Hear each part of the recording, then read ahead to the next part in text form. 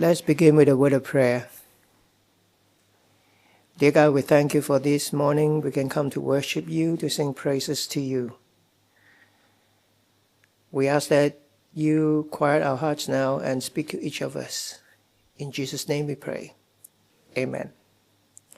So here is an excerpt from the diary of John Wesley. Sunday morning, May 5th. Preach in St. Anne's. Was asked not to come back anymore.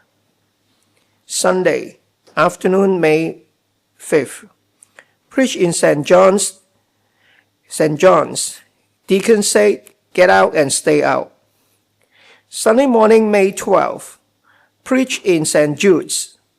Can't go back either. Sunday morning, May 19th. Preach in Saint somebody else. Deacon called special meeting and said I couldn't return. Sunday afternoon, May 19th. Preach on street. Kick off street. Sunday morning, May 26th. Preach in meadow. Chased out of meadow as bull was turned loose during service. Sunday morning, June the 2nd. Preach out at the edge of town. Kick off the highway. Sunday afternoon, June the 2nd. Afternoon. Preach in a pasture. 10,000 people came out to hear me. So he faced a lot of rejections before June 2nd when 10,000 people came out to listen to him. And we know what happened to the story afterward. Now the point here is that he has steadfastness. He has endurance. And this is what we are talking about this morning. In 1 Thessalonians chapter 1 verse 3, Paul commended the Thessalonian Christians for their steadfast endurance, empowered by hope. Most commentators, most scholars note that there is the triad of faith, love, and hope here. It's work of faith, labor of love, steadfastness of hope. So faith, hope, and love are all here. Now the Greek word for steadfastness is hupomone. If we look at modern translations, usually it's translated as, for example, NIV. NIV says endurance. The Message says patience. NASB, perseverance.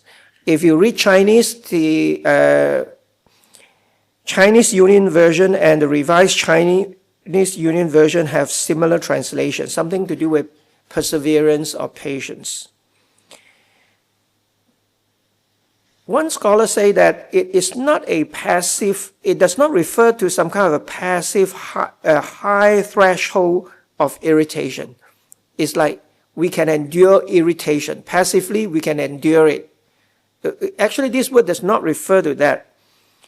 It is actually, that is, patience or endurance in the face of provocation. We are not talking about that. He's not talking about having hope and therefore you can endure people, provoking us. No, that's not what he was talking about. He was talking about the ability to endure suffering, actively endure suffering. It's a tenacity, right? It's not. If we are talking about the endurance of provocation, it should be probably gentleness or meekness, which we find in the next item. Maybe we're going to talk about it in the next sermon, or maybe love, as in love bears all things, believes all things, hopes all things, endure all things. So if you're really talking about enduring provocation, enduring that kind of problem, then maybe gentleness, meekness, or maybe love is better.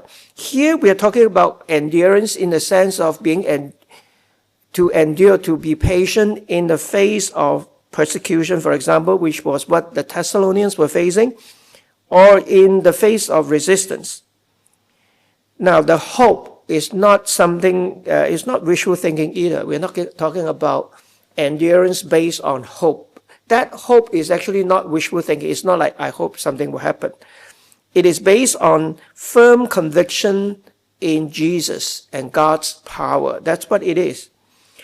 Such steadfastness is not frothy cheerfulness. We're not talking about somebody who say, well, everything is going to be okay and we are just going to be happy about it. But it's not, on the other hand, grim determination. It's like you grit your teeth and you endure it. That's not it either. It's some kind of faith, confidence, but it has some kind of gladness about it, all right? To be positive, because we ultimately believe in God's triumph. And that's why there is a steadfastness and endurance in it. Now, why did Paul talk about it in speaking to the Thessalonian church? Now, you have to remember what happened at that time, and then you realize what happened. First of all, there were death of early church leaders. The execution of James, for example, one of the original apostles, by Herod Agrippa I in the 40s, right? In 40-something CE, in the Common Era. And then there was the killing of James. We're talking about the brother of Jesus now, by the Jerusalem Jewish authorities. That's in the 60s. And then, of course, sometime in the 60s, more like 64, there was the persecution of Roman Christian under Nero, aka the Mad Emperor. But in general, there was not a mass persecution of Christians at the time. We learned that from a letter by Pliny, a high-ranking official. And he wrote a letter, and we have the letter. It tells us there was no general or official persecution of Christians apart from what we're talking about that. There was some local persecution of Christians, but there was not a general persecution of Christians. But doesn't mean that they didn't live under pressure of harassment, discrimination, and sometimes violence. That's why Paul was warning them against these problems. Paul wasn't warning them against a really mass persecution, not like the Nero kind of persecution. And you can see that from Paul's ministry too. If you look at Acts chapter 17, Paul actually received that Macedonian call, remember? In Acts chapter 16, verse 9. And so he went to Macedonia. And when he went to Macedonia, he went to Philippi, a leading city of Macedonia. And he was successful. He preached the gospel, people believed. Now, you may remember the name Lydia. Well, Lydia accepted Christ. And Lydia was very positive, and she invited them to her house, and she arranged a lot of things for Paul and his companions. But because they were so successful, people were believing Christ, and that was a problem. Because now people who were idols, makers of idols, were getting out of work. So they caused up a problem. And that was a problem for Paul. And so Paul left and he went to Thessalonica. And again, they were successful.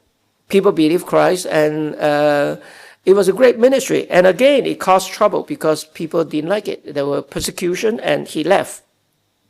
So these people, the Thessalonians, they became Christian, and Paul had to leave very early.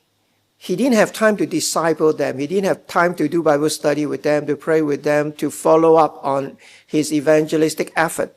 So he was very concerned about what happened to these new believers. And later on, he heard that they were doing well.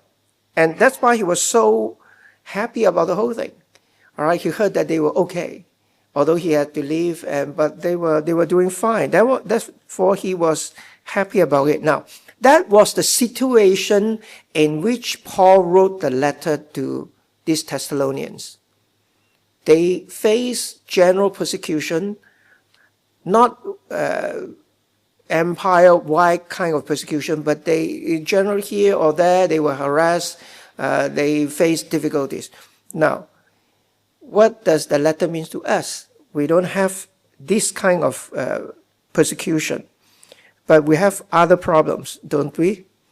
What problems do we face in Hong Kong now? What problems do Christians in Hong Kong face now? How would we also need steadfastness or endurance in the face of whatever we are facing now? Let me tell you something. I guess one of the problems facing Hong Kong is just life itself, the mundane problems of life itself, not persecution. In a way, we are like the Thessalonians. We don't face a mass persecution of some kind. A little bit of harassment here, a little bit of maybe violence there, but we don't really face mass persecution. But the mundane life of a Christian could be it. And there is a movement away from institutional church now. Perhaps you are aware of it. I'm not sure how much it affects this church, but it affects a lot of churches. Some churches have been losing members. Why? But it is not a problem just with Hong Kong churches, by the way. It's actually a worldwide thing. And in fact, there is a term for it now. It's called de-church, as in deportation or de-something, There is a movement called de-church or de-churching. And somebody wrote a book about it. Davis and Graham wrote a book about de-churching in America. So let me tell you something about what the books say. And you'll find a lot of similarities between what is happening in America and what is happening here. Now, first of all, they define de-churching as follow. Someone who used to go to church at least once per month, but now go less than once a year. That's the definition of a de-church person. Somebody who used to go to church at least once a month, but now goes less than once a year. So that person is considered de-church. Now, by the way, we're not talking about people who rarely go to church to begin with. I mean, not about those people who only attend church on special occasions like Christmas, Easter, or wedding. Now, they didn't count those, right? We have people like that too. Christmas, suddenly you have more people in the church. Why? Because it's Christmas, which is not a bad thing, but these people don't really come to church normally, right? They only come on special occasion. They didn't count this, all right? Actually, setting the bar at going to church once per month is already quite low by Hong Kong standard. Would you consider somebody who attend once a month, somebody who is really a good church member? I don't think so. All right? In Hong Kong, if you come to church only once a month, maybe you're considered delinquent. But that's the bar they're setting, once a month at least. There is also no requirement about active participation in the church. So we are talking about a lot of people. A lot of people is a wide spectrum covering those who actively involved in church. Of course, they come every week. They are actively involved in church, and now they're no longer. All right, those are included. But even those who come once every month out of habit, maybe his wife comes to church, or somebody comes to church, or they just want to come to church for whatever reasons. We're talking about America here, after all. Those are also included.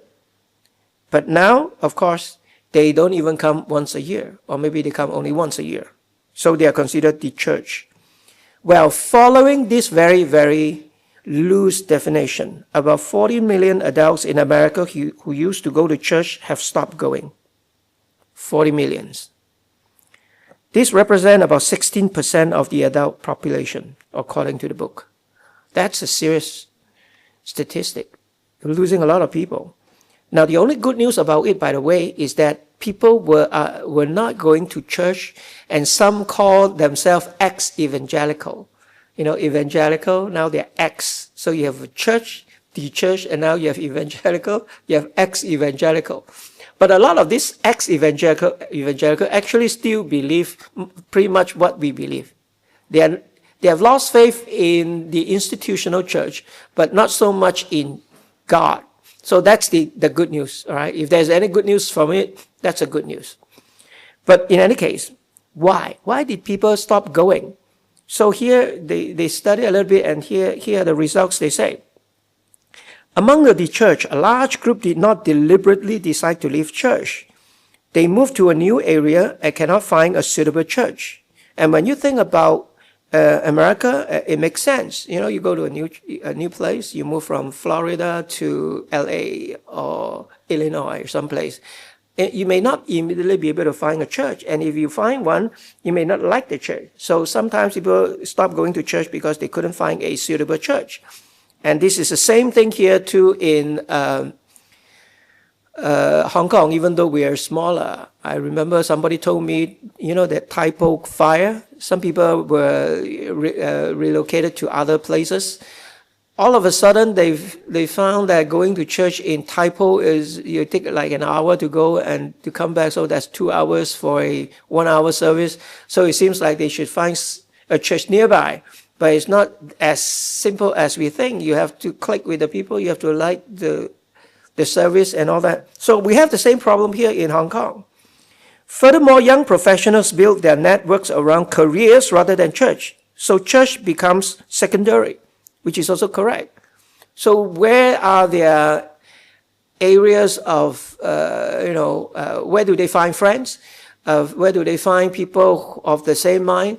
Not in church. Maybe it's at work, right? I remember I was asking one of our graduating students whether he felt lonely now that his class has graduated and he was the only one left for this year. You know what he told me? He told me, no, because my center of gravity is not the school, but my church. He's serving in the church. That's why it took him longer to graduate. So his center of gravity is the church. It's not the seminary. So he didn't feel lonely. After classes, he just left and went back to his church, and that's where everybody is. But here we're talking about people whose center of gravity is outside the church, in their work, somewhere else. Some families prioritize their children's activities and other activities over attending church. Whoa, this is a big thing with Hong Kong families, isn't it? During COVID-19, many stopped attending churches altogether and have developed other activities that replace worship on Sunday. This is again something that a lot of people have done. Davis and Graham, who wrote that book, labeled this large group the casually church. Casually, because they didn't set out to leave church. They just casually left church because, other activities came in. They didn't endure. It's not like they didn't want to, but, they just drifted out of church. Now, that is, of course, another group that left church for more serious reasons.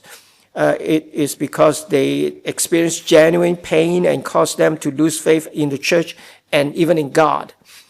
And, the list of trauma listed is very long. Spiritual and physical abuse in the church, hypocrisy among church members and leaders, sexual ethics, political syncretism, political disagreement, suffering, racism, bigotry, perceived lack of relevance or real answer to the world's problems, all kinds of stuff. People leave church for all kinds of reasons. Usually they stay for one reason, because they want to stay. But if they want to leave, there are all kinds of reasons. Now, this problem, of course, is too complex for me to deal with now. It's not something that I can deal with in a half an hour sermon. But my point in bringing this up is that we have different problems from the Thessalonians. Thessalonians have their own problems. They also live in a big city. They also have problems that come from an ancient cities, living as Christian in an ancient cities. And Paul told them, you need to persevere. You need to be steadfast. You can't just burn yourself out, in a short while. It is the same thing with us.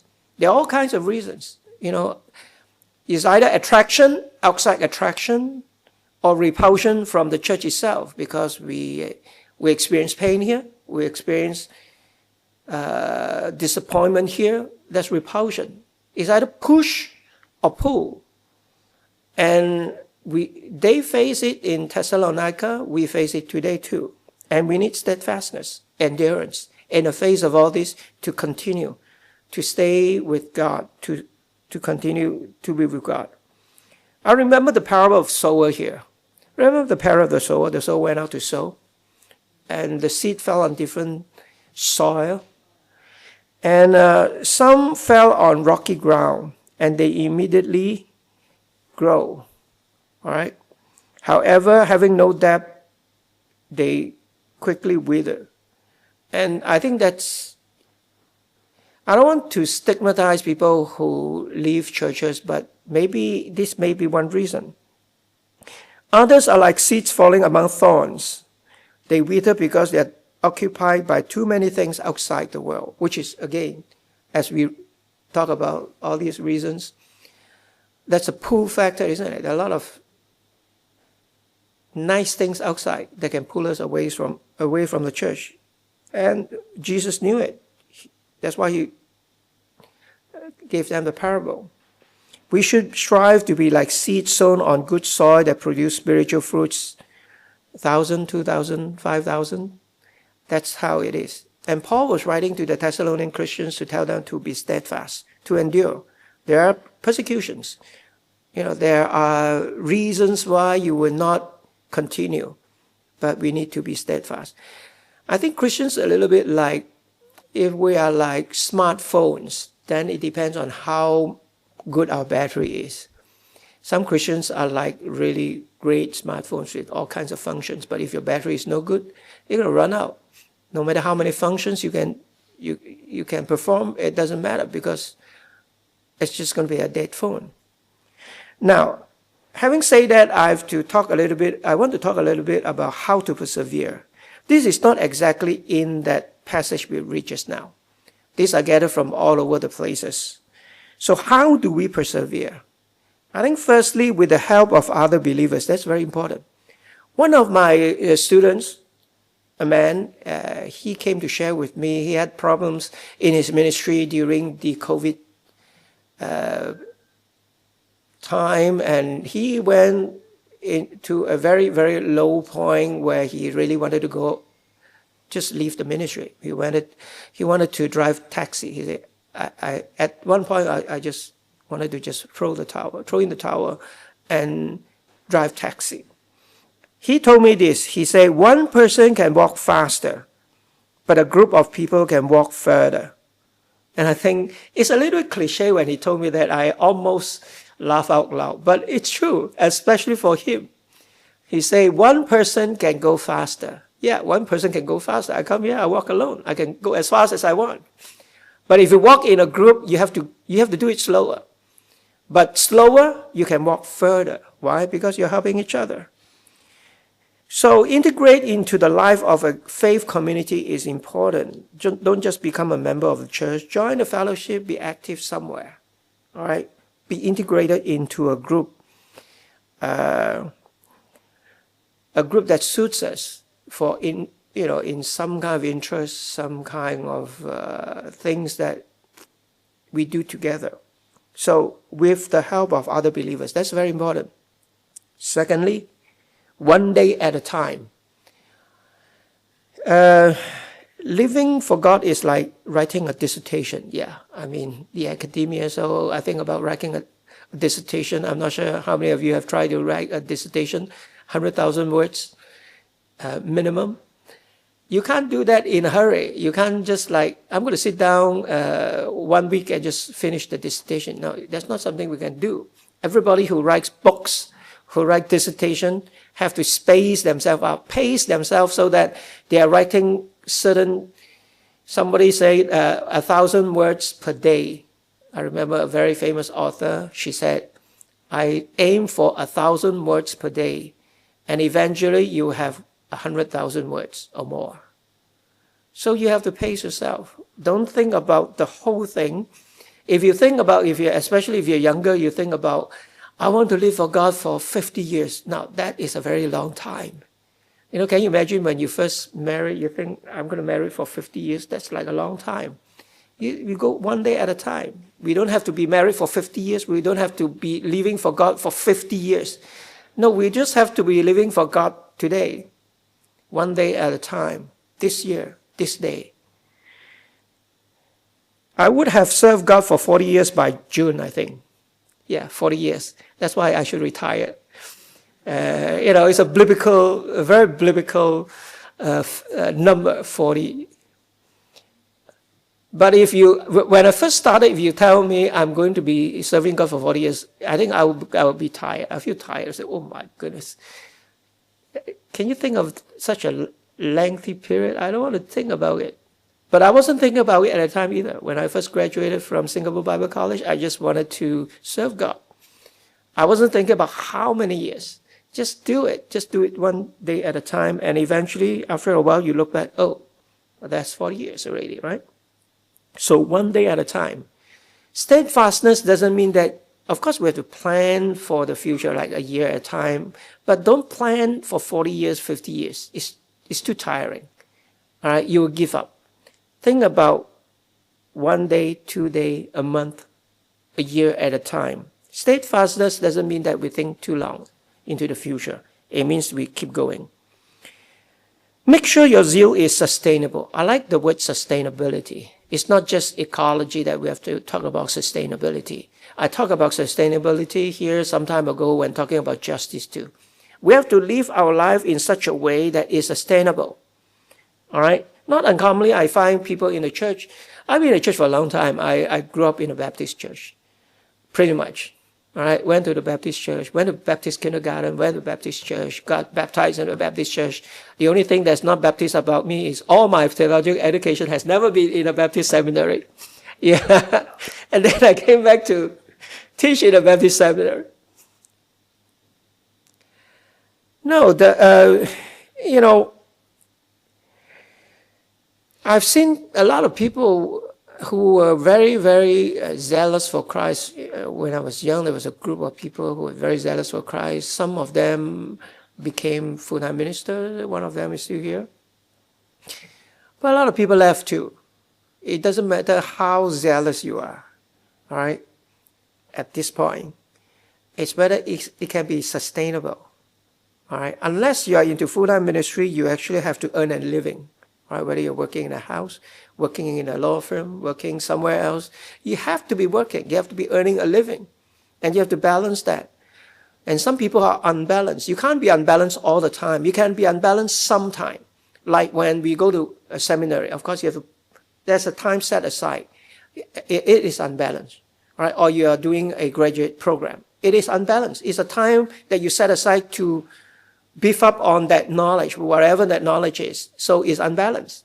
You give up a lot of things so that you can achieve the level of knowledge that will help you to perform the work that you want to do. But normally we cannot be unbalanced. Normally we have to live a balanced life. And being zealous, too zealous, could be bad, really.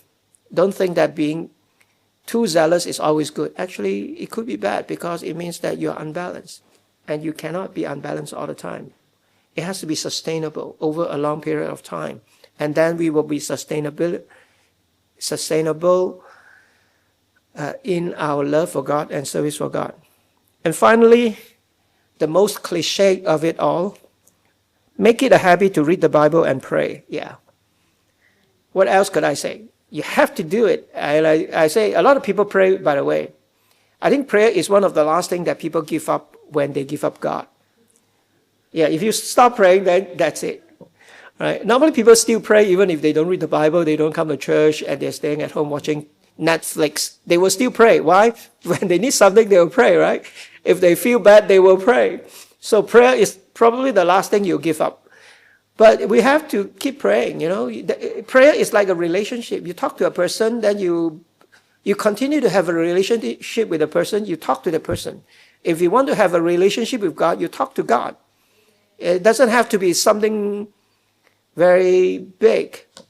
What I do normally, by the way, is I take walks from the seminary to Wukaisa and sometimes to Mansan. I like it. It's very...